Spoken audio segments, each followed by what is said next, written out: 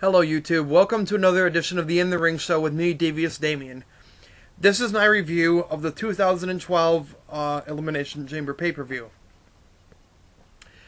So we kick off the night with the Raw Elimination Chamber for the WWE Championship, featuring Jericho, CM Punk, Dolph Ziggler, The Miz, Kofi Kingston, and R-Truth. CM Punk retains. Came down to Punk and The Miz. Punk is the GTS. Retains the championship. During the course of the match, Jericho gets injured. Whether it was a work, whether it was or it was legit. I think it was legit, but I'm not 100% sure. I've heard on the grapevine Jericho is okay. He just kind of temporarily got knocked out and was able to continue. Like I said, whether that was legit or a work, I'm not really sure. They then proceeded to have a match that, didn't really care too much about, honestly. Tamina versus Beth Phoenix. I saw a little bit of it. It was okay. Beth Phoenix retains. Oh yeah, before I forget, check out my live reactions video. I'm gonna upload it here in a little bit. So yeah, go ahead and check that out. Yeah, I kind of watched it a little bit late last night because I had to DVR it, but and watch it later on. Next match. Okay, before I even get into it, WWE, can you fucking tell me why you put your two chamber matches, which are the feature point of your show, you put them on so early in the fucking show that, anybody who paid to just see that would just get up and leave. I mean, if I'd been there live, I'd have got up and left. I'm like, okay, I got what I came to see. Pfft, see ya. I wouldn't have paid to see the ambulance match. I didn't give a shit enough about it to pay for that. I pretty much cared about the two chamber matches. In my opinion, that tells me that the WWE doesn't have much faith in their champions, at least not as much as they want you to believe. That doesn't say much for the faith they have in their drawing power to put them on that early in the show. But anyway, on to the SmackDown Chamber match for the World Heavyweight title. Consisted of Daniel Bryan, Wade Barrett, Big Show, Great Khali, Santino, and Cody Rhodes. Daniel Bryan retains, with the WWE kind of doing something unexpected here. They actually had Santino go all the way to the end and actually damn near beating Daniel Bryan for the championship. I honestly wondered if for a split second there, that's actually what they were going to do. I actually wondered if maybe, just maybe, and maybe I'm a fool for thinking, even wondering for a second, but I think more people actually did than even will admit to it. But I think a lot of people wondered for a minute if Daniel Bryan was going to pull this thing off. Or not Daniel Bryan, excuse me, Santino. If Santino was going to pull this thing off. Yeah, like I said, Daniel Bryan retains. I'm wondering if because he beat Cody Rhodes early in the chamber, he eliminated Cody Rhodes. I'm hoping that maybe this is a slow build to a slightly more serious side of Santino, and they're going to build up a little thing with him and Cody Rhodes, and there's a Mania match with him and Cody at WrestleMania. With the proper build, you could get a decent match that people actually want to see. The crowd was solidly behind Santino last night, so I mean, this is something that could go over really well if properly built on. And then the WWE and their infinite wisdom just, I don't know what else to say. They just basically shit all over this pay-per-view. What could have been an excellent pay-per-view, they just shit all over it. 5 matches on the whole show. I've only talked about 3. By putting the chamber matches so soon on there, that's one way they shit on it. the Divas match should have kicked off the show, but they put that above the Raw Chamber match. Right. Then you get a bunch of useless filler crap that fucking... David Otunga. Or, David Otunga. Or should I call you Punk? Do you still love New York? Kind of wonder about that. So do you still talk to Miss New York, Miss Tiffany, whatever the fuck her name is? Or are you still, living off the fame that your wife generates for you? Because quite frankly, nobody gives a shit about you otherwise. And then, like I said, there was John Laurinaitis. God, I swear, I think WWE knows how not over Mr. Laurinaitis is.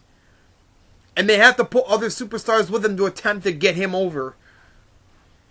And any fan who kind of sees that just further leads to their feeling of, if this guy can't get over on his own, why the fuck is he here?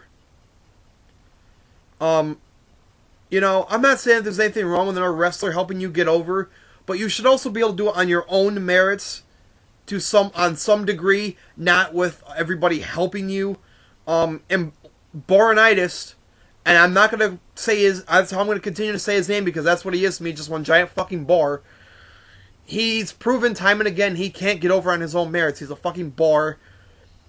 Del Rio and Christian are the only thing that really made that whole fucking segment about Laurinaitis being the general manager of Raw and SmackDown. Only two guys that really made that segment, okay to watch. Then you had the announcement of The Rock's DVD coming out. Okay. I mean, there's nothing wrong with making that announcement, but couldn't you have saved that for Raw? I mean, did you really feel it was that pressing of an issue that you had to put it on the pay-per-view? Oh, I'm sorry. There is one thing that happened that I forgot to mention. Right after the SmackDown Chamber match, Sheamus comes out, confronts Daniel Bryan, and without even actually getting on the mic, basically says, "Hey, I'm challenging you to a match at WrestleMania for the World Heavyweight title." So we all know that now they're going with Daniel Bryan versus Sheamus at WrestleMania. So then after more filler, somebody in the WWE decided that it was a good idea to bring the whole Natalya farting angle to a pay-per-view. Good for a few laughs, but other than that, pretty fucking pointless and useless in this whole scheme of things. And basically, the segment, besides to get a few chuckles, because of Natalya farting, basically the other point of this whole thing was to introduce an impromptu match, an unscheduled filler match between Jack Swagger and Justin Gabriel for the United States title. No surprise, Swagger wins. Yeah, here's what I don't get. I feel the WWE kind of dropped the ball there, only because you've seen Justin Gabriel on TV when you've seen Swagger on TV. I know he's been on Superstars, but he hasn't really been on the big two shows of late. So now you put him over on a guy who has been on at least one of the big shows of the week, SmackDown. I mean, I don't know if they're trying to rebuild Jack Swagger, if that's what their whole point is. If so, okay, makes sense. Then, the ambulance match. Kane versus John Cena. Boy, has WWE just shit all over this feud. They've tried to make you care, but they fell flat with this. Because instead of just focusing on the fact that it was Cena versus Kane, God forbid you focus on what's just happening right now. No, you can't even go like one Raw, one SmackDown. You can't go one without mentioning Rock versus Cena at WrestleMania. Yes, we heard you the first 557,965th time you said it. Okay, we heard you. God, you said it fucking 567,997 times already.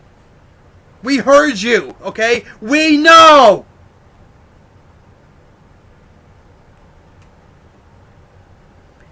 We know you don't need to fucking beat us over the head with it every goddamn time you turn around. You know, I wouldn't be surprised if some fans, honestly, don't even care about the match by the time WrestleMania rolls around. I wouldn't be surprised if some fans said, fuck it, I don't give a shit anymore. Because you were being beat over the head with it so much. It's like the fans are going to get so goddamn sick of hearing about it, they may not even want to see it by the time it rolls around. I know I'm almost close to that point. As much as I love The Rock, that's another wrestler I will shamelessly mark out for till the day I die. But it's getting to the point where I'm hearing so much about it, I don't even know if I want to see the match anymore because I'm just getting sick of it. I mean, I'm not saying that they shouldn't promote the match at all.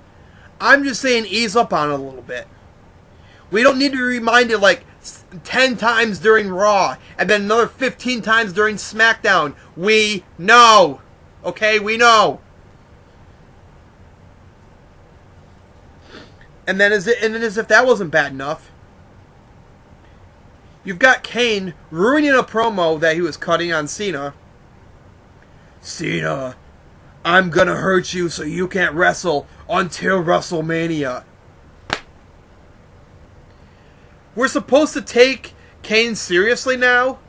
We're supposed to take Kane seriously when, basically, you make him cut promos to the effect of, well, we don't care about your little feud with Cena, we only care about the big match at WrestleMania. Cena wins. Bullshit. Major bullshit. WWE has... They pulled a Wes Welker. They dropped the ball. I'll tell you why they dropped the ball big time. Cena should have lost. Alright. Zack Ryder should have gotten revenge on Cena for, the shit that happened between him and Eve. And even if Zack Ryder didn't get involved, okay, I can let that one slide. Okay, I can let that go. But Cena should have lost the fucking match, okay? Here's what WWE should have done. Cena should have lost the match. Now, I know some of you would say, but they can't do that because that's, he's their moneymaker for WrestleMania, him and The Rock. Hello? Suspense, people! Fucking suspense! I should have been booking this. Here's what would have happened if I were booking it. Cena would have lost. Cena would have lost very badly. I would have made it look like Kane hurt him so bad that you didn't know if Cena was going to be able to make WrestleMania. And then, you know what, by the time, the match for The Rock rolls around, nobody's seen Cena in the building all day, or at least that's the way you sell it. You sell it as if you don't know if Cena's there. You don't know if he's coming. You have The Rock come out, and then you have whoever the Cena fans are going to be there chanting for Cena, let it go for a minute. Actually make people believe that Cena hasn't made it. Let it marinate. Work it for a couple minutes. And then all of a sudden Cena's music hits and bam, there he is. He's arrived in time to take on The Rock at WrestleMania. Now you tell me, even non-Cena fans, would have appreciated that. They would have appreciated the suspense of the whole thing. Is Cena really going to make it? See, you can make a fan wonder if you sell it enough. Anyway, those are my thoughts on the 2012 WWE Elimination Chamber pay-per-view. Let me know what you thought down below. For Devious Damien, this is the In the Ring Show signing off.